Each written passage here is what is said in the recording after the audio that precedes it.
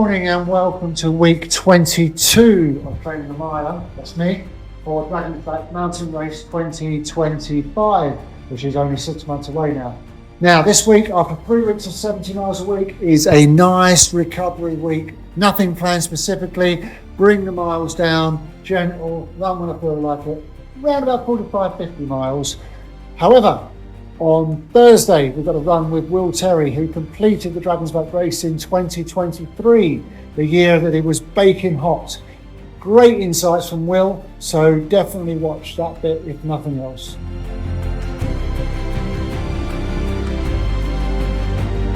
Hi, not the usual Monday summary because I didn't do a run in the morning, and also I didn't take the camera to track because it was absolutely teeming down with rain, 1 degree. Raining, but not snowing. That's the worst type of weather you can ever have. It's going to be 1 degree, at least let it snow, come on. But anyway, so did get a track session in. Tuesday, rest. Wednesday, we'll be back out on the runs and a bit of footage. And don't forget Thursday's run, of course, with Will Terry.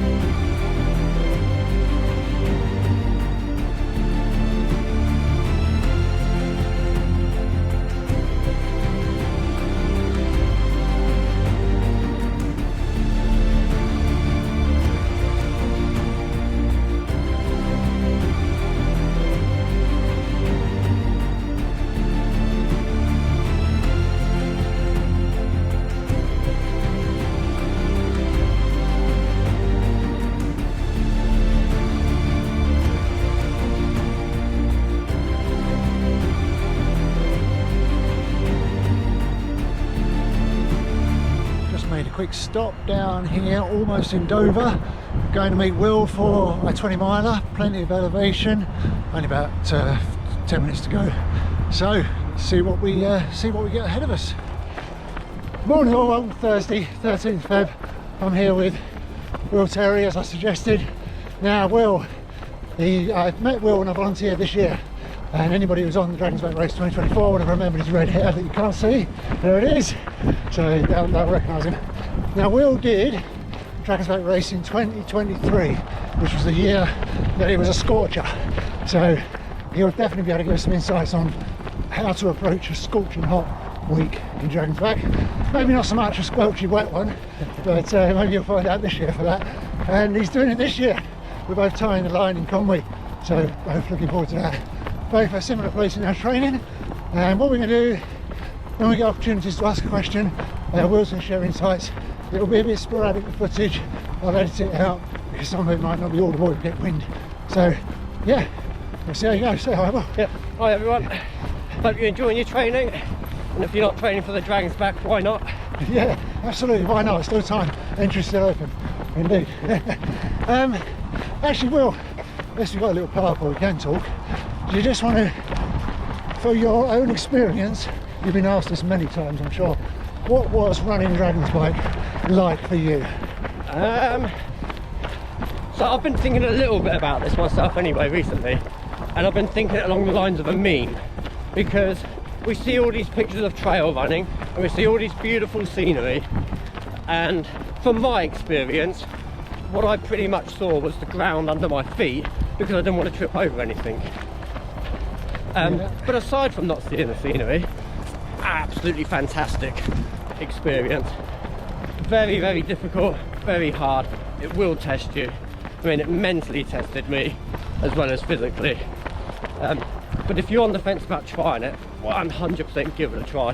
Volunteer 1 year, get the race credits, race it the following year, 100% recommend it. Good plan.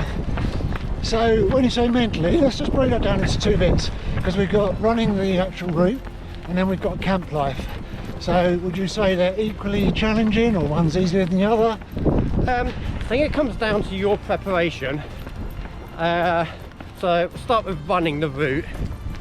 I spent a lot of time running up and down the same little loop at home, so mentally I was ready for it to be, I suppose, like mind arduous. You just got to keep pushing through whether you like it or not, and there were certainly times like that.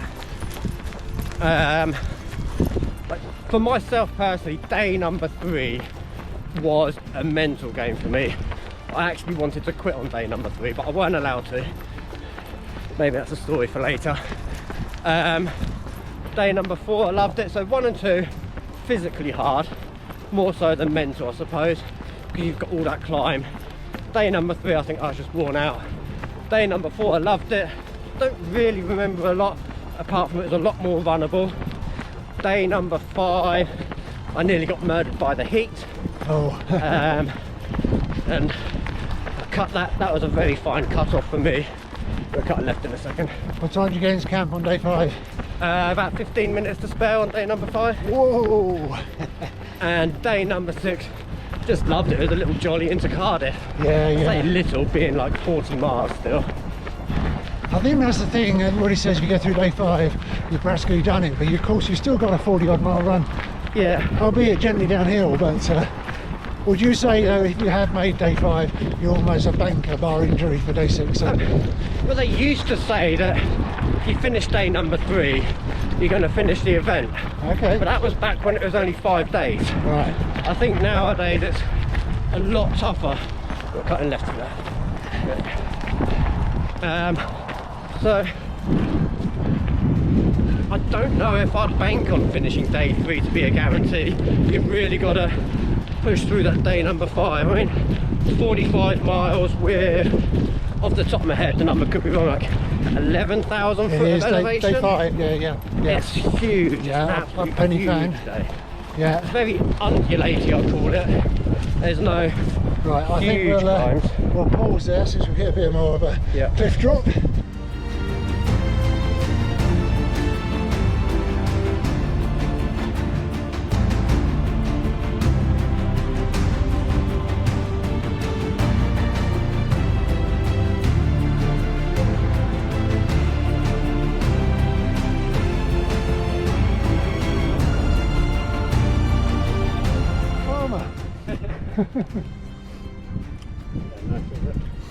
Are they taking some of your jelly babies? They tried to, I'm not letting them.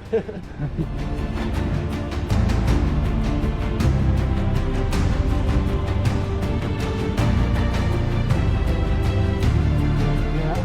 Because I'm just aiming for, like, race aim for an RP of 5 Okay, on the 10 score. on a 10 score. So just remind people what a 5 is, roughly. Yeah, so the 4 should be an easy effort. Breathe through your nose, have a full conversation. A 5, you have like broken conversation. So you can't quite breathe through the nose.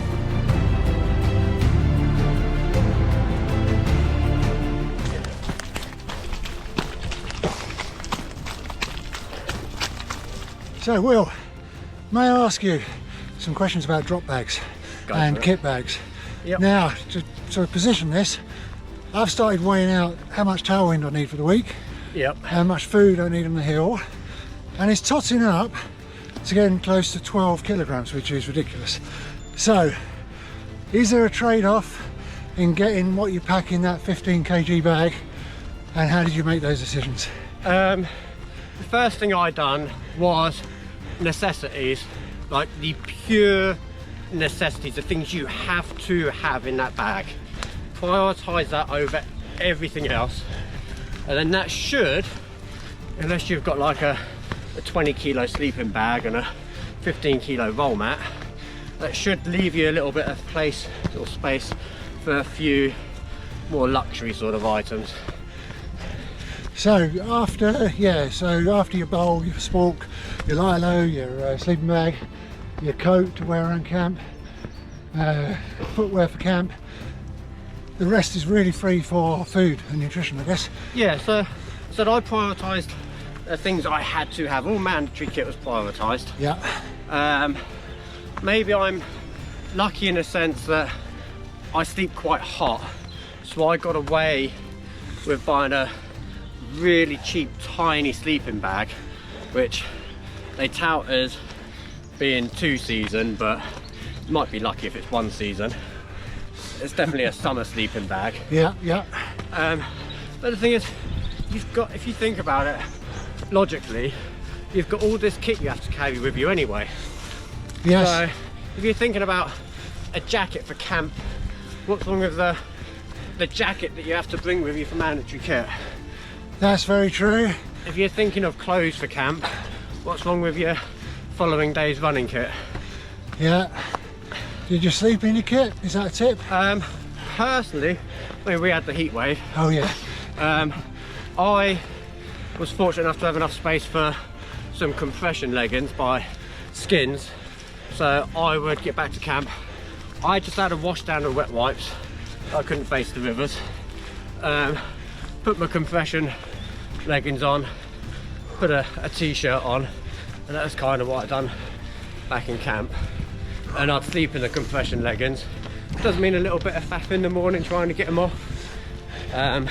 Yeah, but you recommend it? I mean, it keeps the blood circulating, doesn't it? Yeah, it keeps the blood circulating. They're supposed to help with recovery. Yeah, yeah. I mean, I got through the Dragon's Back, so... Yeah, anything that got you through, it's got to work, hasn't it? Yeah. Okay, let's go back to bags. So, your drop bag. What was in your drop bag and why? So, drop bag, I was very methodical about my kit. So, every day had its own individual resealable bag, like an A4 size one. And in that bag was my day's racing kit, so shorts, socks, t-shirt, top, as well as my nutrition for the day. Yeah. And written on that bag with a marker pen was the day number, so it's nice and obvious which day it was for. And then I would have the stats for the day. Day 1, 31 miles, 20 million foot of elevation, support point location at whatever mileage it was, water point location at whatever mileage point it was, and I would write on there, based on my training leading up to it, how much nutrition I wanted in my drop bag. So I'd have the whole day in the bag, Yeah. but I'd have it written on there, this I need to carry with me at the start, that goes in the drop bag. Gotcha. And that's interesting, having a test card of the day, because it's going to help you with pacing and everything, isn't it? Yeah. Yeah. And on that similar point, something else just came to my mind when you were saying that. Map or GPX, because how do you know where all the checkpoints for your dibber are without the map? I used the GPS that they gave us. Yeah. We're going up these steps and then we're going right. So yeah, we were talking about GPX versus map to know where all the checkpoints are. Yeah, so I literally had GPX on my watch, and that was my primary navigation. I did on occasion use the Avenza app that they provide, because a couple of times I saw people taking a slightly different route to what the GPX was showing, and what I wanted to do is double check whether there's a checkpoint they're skipping out, or if it's a bit of mandatory course, or if it's actually a viable route to cut out a bit of a climb. Okay, so that's an app you can get on your phone, yeah? Yeah, Avenza's an app. They send you a map for Avenza, and it's a free app. And that is effectively a copy of your paper map in digital format, and it will locate you on that map for you. Ah, class.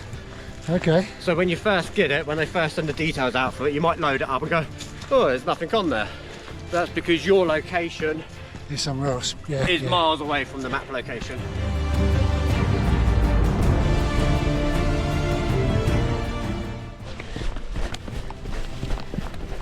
I'm sure Steve realises it. He's up there somewhere, but I'm sure he realises that with all this down, we have to go back up afterwards.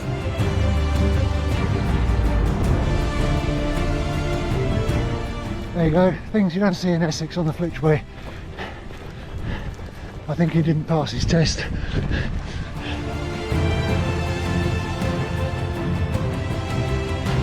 Camera because we're talking about nutrition and using tailwind, and a bit of a learn Will had. Yeah.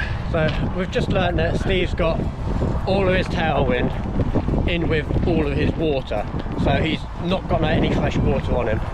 So going back a few years ago, I was on a race called the Wall, Carlisle to Newcastle, stonking hot day, and I had exactly the same. I had all my nutrition in my main water bottle at the back in the bladder, and maybe 500 ml of water up front. They'd removed one of the checkpoints because they didn't have enough supporters or whatever, so we had maybe a 12-mile stretch where there was no water available to us. I'd gone through my 500 ml, and it got to the point where I just couldn't face drinking this tailwind because I just wanted clean water, didn't want sugar water. So I learned from that to have my main water source in the back and have nutrition up front in smaller doses. What prompted that, guys, was I was saying that I put the proper ratio of tailwind to water in here today for the first time, and it's like gloop. It's just like not like water. So yeah, that's a tip I will definitely taking on. And the other good thing with having your nutrition in your little flasks is that when you get extra water, you can just put nutrition straight back into the little flask. It saves having to pull your bladder out. So tailwind in there. Yep. More water in the back. And you're good. Back to top tips for Dragon's Back. What about camp admin? You've arrived in camp. Let's say it's daylight, 6 o'clock. They're washing your shoes. Talk me through what happens therein. Well, for me, bear in mind I'd done it during the heat wave, so I would get back. Priority would be water if I've got no water left on me. I'd then go back to the tent, take my trainers off, take my socks off. I'd put Crocs on because they were what I was using for camp life, and I had a bag for all of my camp needs, which I just carried around with me. I'd go and grab some food in my great big huge mug thing, which I'd normally be chips and soup. I'd then carry that back to the tent and slowly munch on them while I had a wet wipe wash down, because to be honest I really didn't fancy that cold water dip. Once I wiped down, put the compression shorts on, my compression leggings on, t-shirt on, I literally just chilled out, munching on stuff and eating stuff and trying to keep on top of getting extra fluids in. And I'd done nothing aside from that. That was my priority.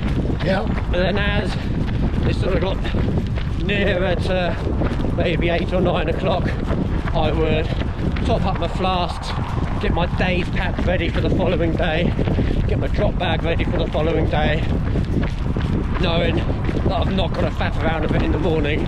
Literally just put it on the back and away I go. And how early did you have to get up before your planned departure time? So we had a little conversation about running fasted earlier. It took me about 20-30 minutes to faff around in the morning to roll my sleeping mat back up, sort the sleeping bag out, throw everything in the drop bag. I'd grab maybe 1 or 2 bottles in the morning and then I'd be off. So I didn't set these crazy silly alarm clocks for 4:30, but that's because I know that my body works alright not having a lot of food first thing in the morning. Okay, so about an hour before? Yeah, I mean a lot of people were getting up and about and they invariably make a little bit of noise, so you're not going to get full sleep while everyone else is messing around. But yeah, I was probably dragging my ass out about 5:15 maybe, and I'd loosely get to the start point for 6:15. Okay, that was when you were pretty much saying off each day. 6:15, yeah? Yeah. Yeah, I mean day number 6, I actually left at, I think it was about 10 to 7 in the morning, day number 6. Oh, I was just having a bit of a jolly, I was. So much so my mate come and found me worried that I'd quit or something. Cool. And you have to obviously drop your bag in, queue for breakfast. Is there like a rush hour I mean, we're going to factor that in because I was never around during the volunteering time at 4:30 breakfast, 5 o'clock breakfast. Oh, 100% there is definitely a rush hour. Yeah. Because a lot of people are setting their alarms for 4 o'clock in the morning, 4:30, and they are spending an hour and a half getting themselves ready and having a queue for breakfast. Where I was, I suppose, a little bit more relaxed with what I was doing in the morning. The bulk of the queue had already gone by the time I got there to get a couple of waffles. I think there's a learn there then. If you can get your routine down to getting up about 5:15, you'll save time faffing around queues and you'll get a longer sleep. 100%. It's all about rest, getting into that camp, getting food in, getting hydrated and resting. Not playing around, not jumping around doing star jumps or anything. Rest, rest, rest. And also, Will was on tent duty, wasn't you? Yeah. So if you're sharing with Will in 2025, you won't have a leaky tank because he'll make sure every guy rope is absolutely torsioned to perfection. And Well, he's going to come and check mine as well. Yeah, well, rumour is we might have new ones. Ah, But new it's only a tents. rumour, it's only a rumour. Oh, luxury. I believe it when I see it. With foam mattresses. Yeah, definitely. We're going to be glamping. Massive in each tent.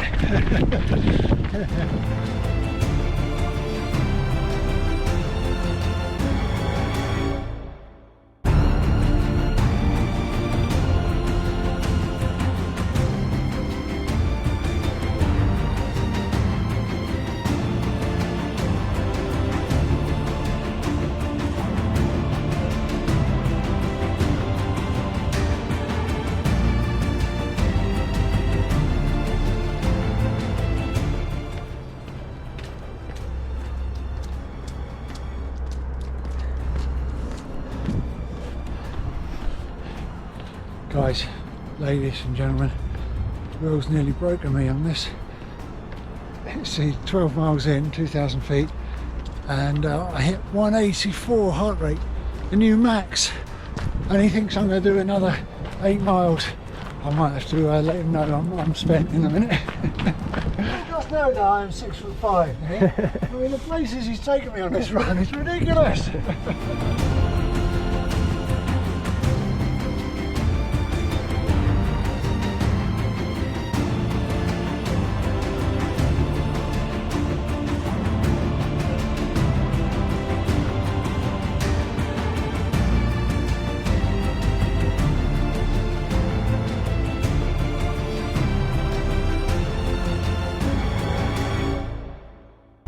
Good morning folks, welcome to Sunday the 16th of February 2025. Yeah, I've been off screen for 2 days with recovery.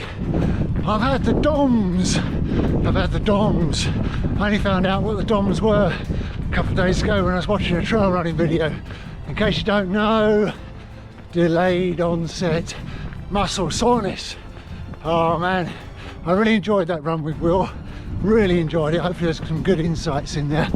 But my word, Friday and Saturday, yeah, dommed up. Anyway, I'm back out now. Speak to you in a bit.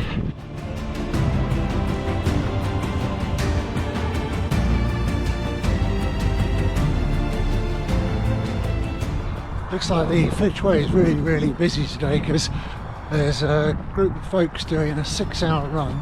They're allowed to run as far as they can get in 6 hours up and down the Flitch, which is good for the mind. Looks like something I should enter next time it's on, if it's on before September.